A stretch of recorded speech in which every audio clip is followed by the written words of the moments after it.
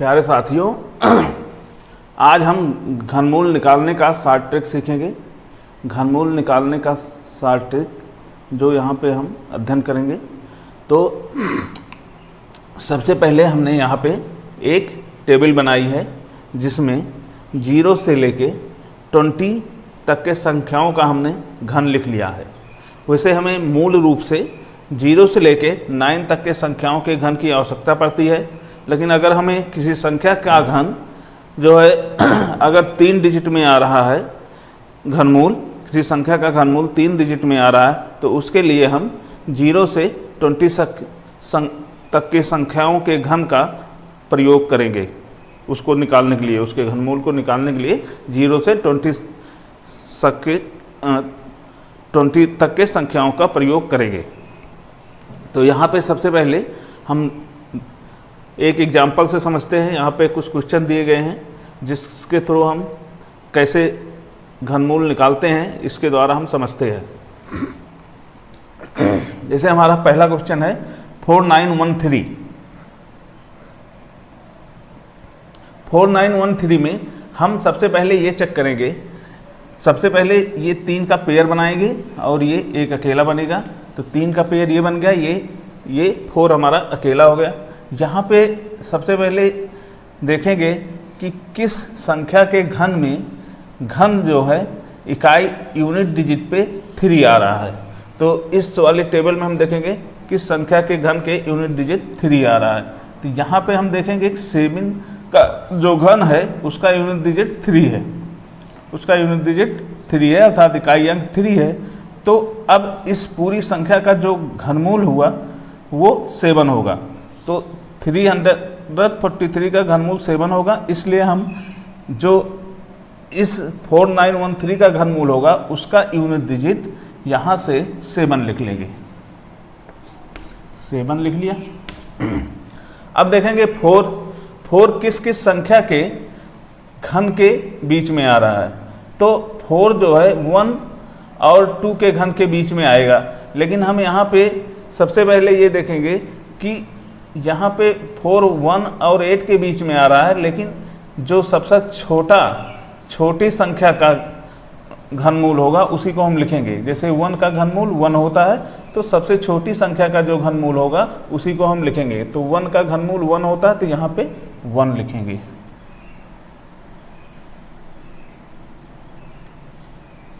तो इस प्रकार से हमारा जो इस पूरी संख्या का घनमूल हुआ वो 17 हो गया। तो 4913 का जो घनमूल होगा वो 17 होगा।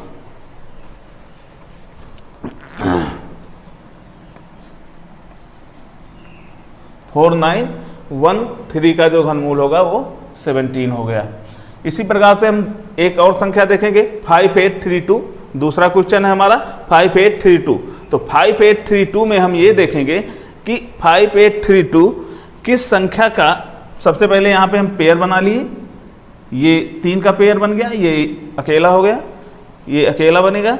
और यहाँ पे हम देखेंगे किस संख्या के घन में इकाई अंक 2 आ रहा है। तो यहाँ पे हम देखेंगे कि जो ये है, ये इसका इकाई अंक 2 आ रहा है। तो इस संख्या का इकाई अंक 2 आ रहा है, इसलिए इकाई अंक 2 है, तो इस पूरी संख्या का घनमूल हमारा 8 हुआ। तो यहाँ पे हम इकाई अंक पे इस 5832 के घनमूल के इकाई अंक पे हम सबसे पहले यहाँ पे 8 लिखेंगे। 8 लिखेंगे। अब इसके बाद हम इस संख्या को देखेंगे। 5 हमारा आ रहा है 1 और 8 के बीच में। 5 हमारा 1 और 8 के बीच में आ रहा है। तो इस यहाँ पे हम सबसे छोटी संख्या को प्रेफरेंस देंगे। सबसे छोटी संख्या का जो घनमूल होता है वो लिखेंगे। तो 1 का घनमूल 1 होगा। तो इस तरह से हमारा जो घनमूल आ गया इस संख्या का वो 18 आ गया। तो 18 आ गया। तो यहाँ पे 5832 का जो घनमूल होगा वो 18 होगा। फिर हम नेक्स्ट क्वेश्चन 3 देखेंगे। अब नेक्स्ट क्वेश्चन 3 देखेंगे, इसका 6859 है, 6859। तो यहाँ पे 6859 का अब हम यहाँ पे वो देखेंगे। सबसे पहले से 3 का पेयर बना लिया और इसे 1 का पेयर ये अकेला हो गया, अकेला बनेगा। तो यहाँ पे हम देखेंगे किस संख्या के जो है घनमूल घन जो है उसके यूनिट डिजिट 9 है, अर्थात इकाई अंक 9 है। तो यहाँ पे हम देखेंगे जो 9 का घन है, 9 का घन है, उसका इकाई अंक 9 है। तो इसका इकाई अंक 9 आ रहा है, इसलिए यहाँ पे हम जो है यहाँ पे इस पूरी संख्या का जो घनमूल होगा 729 का वो 9 है, इसलिए इस संख्या के घनमूल का इकाई अंक 9 लिखेंगे, 9। अब यहाँ पे इसका देखेंगे, ये किसके किसके बीच आ रहा है, तो ये 1 मतलब 1 और 2 के घन के बीच में आ रहा है। तो 1 का घन 1 होता है, 2 के घन 8 होता है। तो यहाँ पे हम सबसे छोटी संख्या का जो घनमूल होगा, तो 1 का घनमूल 1 होगा, तो उसका मान लिख लेंगे। तो 1 का घनमूल 1 होगा, तो यहाँ पे 1 लिखेंगे। इस प्रकार से इस पूरी संख्या का घनमूल 19 आ गया। 6859 का जो घनमूल होगा वो 19 होगा। तो इसी प्रकार से क्वेश्चन नंबर 4 देखेंगे, यहाँ पे भी पेयर बनाएंगे। ये 3 का बनेगा, ये 2 का बनेगा। ये हमें ध्यान रखना है कि सबसे पहले हम 3 का पेयर बनाएंगे, इसके बाद जितनी संख्या बच रही है उसका पेयर बनाएंगे। तो अब यहाँ पे देखेंगे किस संख्या का इकाई अंक जो घन है, किस संख्या के घन में इकाई अंक 5 आ रहा है। तो यहाँ पे देखो ये 5 आ रहा है, 5 का जो घन है उसके घन में 5 आ रहा है। तो हम यहाँ पे एक 125 का जो घनमूल होगा उसका वो लिख लेंगे इसके इकाई अंक पे। इस संख्या के घनमूल के इकाई अंक पे हम 5 लिखेंगे। अब नेक्स्ट संख्या देखेंगे, 42 किसके किसके बीच में आ रहा, तो 42 हमारा 27 और 64 जो 3 का घन है और जो 4 का घन है उसके बीच में आ रहा। तो 27 और 64 के बीच में हमारा 42 आएगा। 42 को हम अब यहाँ पे जो है यहाँ पे छोटी संख्या लेंगे, तो छोटी संख्या 27 का जो घनमूल होगा वो 3 होगा, इसलिए यहाँ पे हम 3 लिख लेंगे।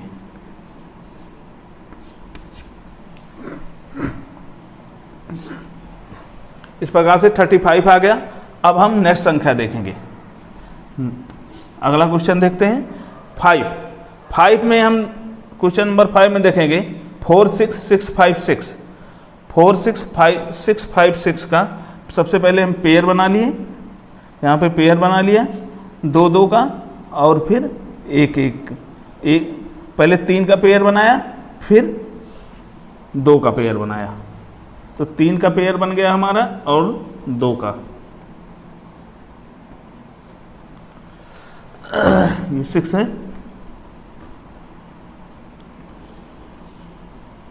ये 6 है हमारा। तो 46656, तो इसका हमने पेयर बना लिया 46656 का। तो ये 3 का पेयर बन गया, ये 2 का पेयर बन गया। अब यहाँ पे हम देखेंगे किस संख्या के घन में यूनिट डिजिट 6 आ रहा है। तो यहाँ पे देख रहे हैं कि जो 6 का घन है उसका यूनिट डिजिट 6 आ रहा है, उसका यूनिट डिजिट 6 आ रहा है। तो यहाँ पे इस संख्या के घन में यूनिट डिजिट 6 आ रहा है, इसलिए हम इस पूरी संख्या का जो घनमूल है वो 6 होगा। तो यहाँ पे हम लिख लेंगे 6।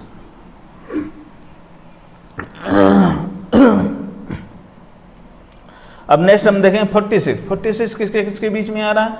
तो 46 ये 27 और 64 अर्थात 3 के घन और 4 के घन के बीच में आ रहा है।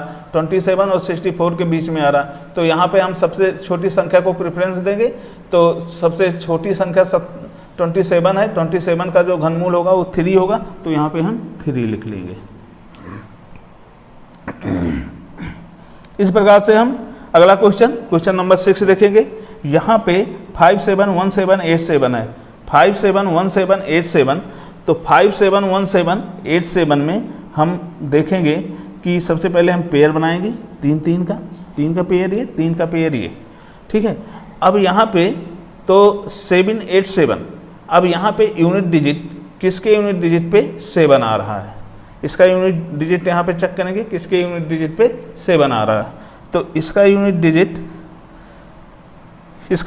हमने 7 चेक किया यहाँ पे, तो यहाँ पे जो 3 का घन है उसका यूनिट डिजिट, 3 के घन का यूनिट डिजिट 7 आ रहा है, 3 के घन का यूनिट डिजिट 7 आ रहा है, इसलिए हम यहाँ से 27 का जो घनमूल होगा वो 3 होगा, इसलिए यहाँ पे हम 3 लिख लेंगे इसके यूनिट डिजिट पे, इस पूरी संख्या के घनमूल की यूनिट डिजिट पे 3 लिख लिया। इस पूरी संख्या के घनमूल पर घनमूल का यूनिट डिजिट हमने 3 लिख लिया। अब यहाँ पे हम अगली संख्या 571 चेक करेंगे। 571, तो 571 किस संख्या के घन में आता है, अब यहाँ किस किस संख्या के घन के बीच आएगा, तो यहाँ हम देखें कि 571 ये आएगा 8 और 9 के घन के बीच में, तो 8 का घन 512, 9 का घन 729। अब यहाँ पे जो ये है हम 8 का घन लिखेंगे, क्योंकि 8 हमारा छोटी संख्या को हम यहाँ पे लेंगे, तो छोटी संख्या 8 है, तो 8 के घन है 512 अर्थात 512, तो इसका घनमूल क्या होगा 8 होगा, इसका घनमूल 8 होगा, तो यहाँ पे 8 लिख लेंगे। तो ये इस पूरी संख्या का घनमूल 83 आ गया। इस प्रकार से हमने देख लिया कि किसी संख्या का अगर हमें घनमूल निकालना है तो सबसे पहले हम एक टेबल बनाए जो 0 से 20 तक है, लेकिन यहाँ पे हमें 0 से 9 तक की मूल रूप से आवश्यकता है। इसके बाद अगर ज़्यादा डिजिट की है, 3 डिजिट या 4 डिजिट की, तो उसके बाद हमें इस 0 से लेके 20 तक के संख्याओं का घन मालूम होना चाहिए। इस ट्रिक का प्रयोग करने के लिए, हमें 0 से लेके 20 तक की संख्याओं का घन मालूम होना चाहिए। अगर हमें 2 डिजिट में निकालना है तो 0 से लेके 9 तक के संख्याओं का घन मालूम होना चाहिए। तो इस प्रकार से हम किसी संख्या का घनमूल निकाल सकते हैं।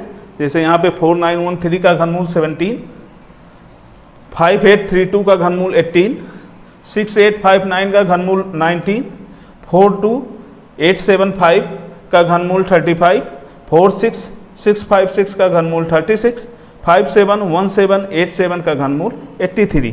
इसी प्रकार से हम बड़ी से बड़ी संख्या का भी घनमूल इस ट्रिक से निकाल सकते हैं।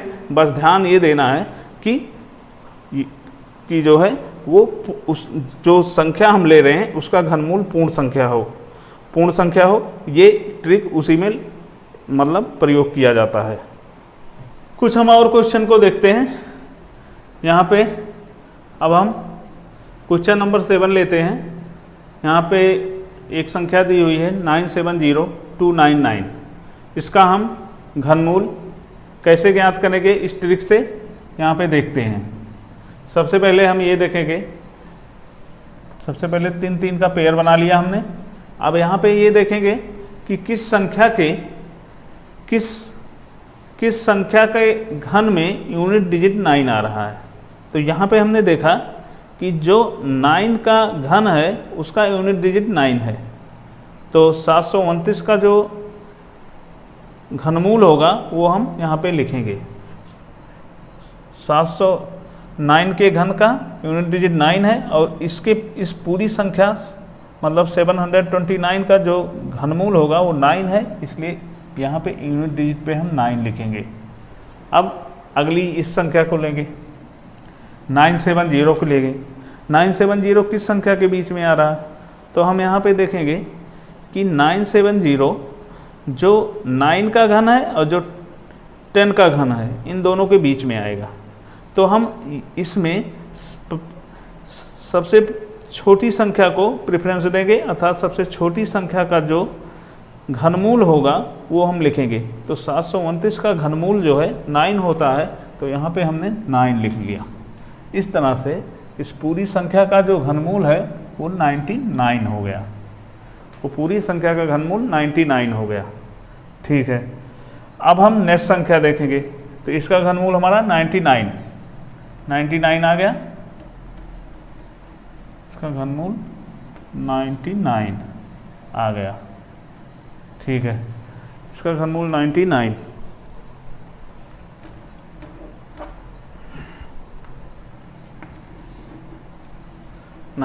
आ गया। अब हम नेक्स्ट संख्या देखेंगे, नेक्स्ट संख्या हमारी है ये, तो 99 हो गया। अब नेक्स्ट संख्या हमारी ये है। अब इसका भी तीन का पेयर, इसका 3 का पेयर बनाएंगे, यहाँ पे 4 संख्या बच रही इसलिए 4 का पेयर बनाएंगे।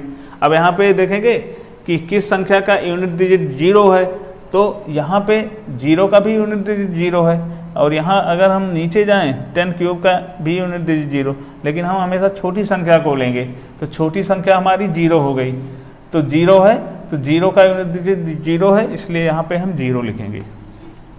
अब हम ये देखेंगे इन चारों संख्याओं का, तो यहाँ पे देखेंगे कि ये किसी संख्या का घन है या फिर किसी संख्या के बीच में आ रही है। किसी संख्या के घन के बीच में या तो आए या तो स्वयं अपने आप में ये घन हो। तो 1331 1331 अर्थात 1331 जो है 11 का घन है, 11 का घन है, तो 1331 11 का घन है, तो इसका 1331 का घनमूल 11 हो गया। तो इस तरह से 110 ये हमारा आंसर हो गया, 110। इस तरह से 110 इसका आंसर आ गया। अब नेक्स्ट संख्या, नेक्स्ट क्वेश्चन देखेंगे, क्वेश्चन नंबर 9। यहाँ पे हम देखेंगे कि सबसे पहले इन तीनों का एक पेयर बना लिया, फिर इन चारों का एक पेयर बना लिया। अब सबसे पहले हम देखें किस संख्या के घन में जो है यूनिट डिजिट या इकाई अंक 4 है। तो यहाँ देखो 64, 4 का जो घन है उसका इकाई अंक 4 है, इसलिए जो इस पूरी संख्या का घनमूल होगा वो 4 होगा, इसलिए इसके इकाई अंक पे हम 4 लिखेंगे। इस संख्या के घनमूल के इकाई अंक पे 4 लिखेंगे। अब यहाँ पे हम इस संख्या को देखेंगे 1481, तो 1481 किस संख्या के बीच में आएगा, वो हमारा आएगा 11 के घन के बीच, 11 और 12 के घन के बीच में आएगा। तो हम हमेशा छोटी संख्या का घन लिखेंगे, तो घनमूल लिखेंगे, तो ये 1331 का घनमूल 11 होता है, तो हमने 11 लिख लिया। तो इस तरह से हमारा 114 ये घनमूल हो गया इसका। अब नेक्स्ट संख्या हम देखेंगे, नेक्स्ट संख्या हमारी ये है और 4 डिजिट की ये हो जाएगी। तो सबसे पहले हम देखेंगे किस संख्या के घन का इकाई अंक 3 है। तो यहाँ पे पहले इस टेबल में चेक करेंगे किस संख्या के घन का इकाई अंक 3 है। तो 7 के घन का इकाई अंक 3 है, 7 के घन का इकाई अंक 3 है। तो यहाँ पे 7 का जो घन है उसका इकाई अंक 3 आ गया, और हम यहाँ पे इस पूरी संख्या का घन 7 होता है, इसके जो घनमूल होगा उसका इकाई अंक हम यहाँ पे 7 लिखेंगे, 7 लिखेंगे। इसका इकाई अंक 7 लिख लिया, 7 लिख लिया। अब नेक्स्ट संख्या देखेंगे 16016, 16016। तो 60 मतलब 1601, केवल इतना लेना हमें, 4 संख्या को केवल 1601, 1601। तो 1601 किस संख्या के बीच, किस संख्या के घन के बीच में आ रहा है। तो 1601 ये आएगा हमारा जो 11 का घन होगा और 12 के घन के बीच में आएगा। तो हम हमेशा छोटी संख्या के घन का घनमूल लिखेंगे। तो 1331 का घनमूल हमारा हो गया 11, तो 117। छोटी संख्या का जो घनमूल होगा उसको हम लिख लिया 117। तो इस प्रकार से हमारा इस पूरी संख्या का घनमूल 117 आ गया। अब नेक्स्ट संख्या हम देखेंगे, नेक्स्ट क्वेश्चन है क्वेश्चन नंबर 11। तो इसको हम देखेंगे, यहाँ पे भी सबसे पहले पेयर बनाया, और इसके बाद ये 3 का, ये 4 का। फिर ये देखेंगे किस संख्या का जो है घन का इकाई अंक 9 है, तो यहाँ पे 9 के घन का इकाई अंक 9 आ रहा है, तो इसके जो घनमूल का इकाई अंक होगा वो इस पूरी संख्या के घनमूल का घनमूल जो होगा वही इस पूरी संख्या के घनमूल का इकाई अंक होगा। तो इसका इकाई अंक 9 हो गया। इस संख्या का घनमूल 9 होगा, वही इसका इकाई अंक होगा इस संख्या के घनमूल का। तो इसका इकाई अंक 9 आ गया। अब हम इस संख्या को देखेंगे 2146 आएगा हमारा 12 और 13 के घन के बीच में। तो 12 और 13 के घन के बीच में आएगा तो हम छोटी संख्या के घन का घनमूल लिखेंगे। तो 1728 का जो घनमूल होगा वो 12 होगा। 1728 का जो घनमूल होगा वो 12 होगा। तो यहाँ पे हम 12 लिख लिए, ये आ गया 129। अब इस प्रकार से हम अगली संख्या देखेंगे 353 और 2571। तो 353 किस संख्या के घन का इकाई अंक है 3। अब यहाँ पे चेक करें कि किस संख्या के घन का इकाई अंक 3 है। तो 7 का जो घन है उसका इकाई अंक 3 है। तो यहाँ पे हम लिख लेंगे, यहाँ पे हम इस 343 का जो घनमूल होगा वो 7, तो इसका इकाई इस पूरी संख्या के घनमूल का इकाई अंक 7 यहाँ पे लिख लेंगे, इकाई अंक 7। अब इस संख्या का हम देखेंगे कि ये संख्या जो है किस किस के घन के बीच में आ रहा है। तो ये संख्या 2571 किस किस के घन के बीच में आ रहा है। तो यहाँ पे देखेंगे कि ये जो है 2197 और 2744 के बीच में आएगा, इसलिए हम 2197 का जो घनमूल होगा उसे लिख लेंगे। तो 2197 का घनमूल 13 होता है। तो इस पूरी संख्या का घनमूल जो है 137 अर्थात 137 आ गया। इस तरह से हम किसी भी संख्या का घनमूल इस नियम से निकाल सकते हैं, इस शॉर्ट ट्रिक से। और हमें ध्यान ये देना है कि इससे केवल जिन संख्याओं का घनमूल पूर्ण संख्या में आता है उसी संख्या का घनमूल हम ज्ञात कर सकते हैं। ये दशमलव या फ्रैक्शनल वैल्यू में जिसका घनमूल आता है उसके लिए ये ट्रिक लागू नहीं होगी। धन्यवाद।